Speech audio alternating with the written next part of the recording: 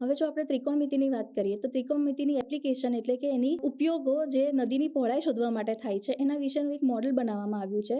તો શિક્ષક વર્ગખંડમાં આ વસ્તુને દેખાડવા માટે નદી નથી લાવી શકવાના કે નથી બ્રિજ ઉપરથી એકચ્યુઅલી કેવું દેખાતું હશે ને કેવી રીતે નદીની પહોળાઈ શોધવી એના વિશેની માહિતી આપી શકવાના. તો અહીંયા આપણે મોડેલ આપેલું છે જે 3D મોડેલ છે, રોટેટ કરીને આપણે જોઈ શકીએ છીએ કેવી રીતે આપણે નદીની પહોળાઈ શોધવાની.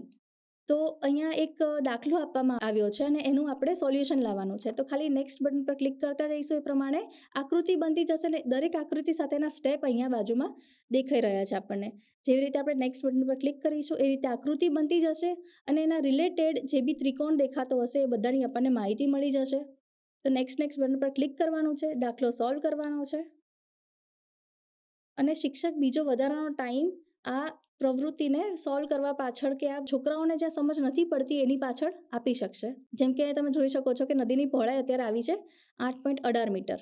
હવે જ્યારે આપણે અહીંયા તમે એક બટન જોઈ શકો છો કે બીજું એક મેન્યુ બટન આપવામાં આવ્યું છે. જ્યારે લેવલ 2 પર જઈશું તો તમે જોઈ શકો છો કે જે આપણે દાખલો સોલ્વ કર્યો એના વિશેની અહીંયા ગણતરી આપી છે. હવે છોકરાઓને વિદ્યાર્થીઓને એ દેખાડવું કે ખાલી જ્યારે ઉચ્છેદ કોણ 30 અને 45 હશે તો જ તે નદીની પહોળાઈ 8.2 મીટર નહીં થાય.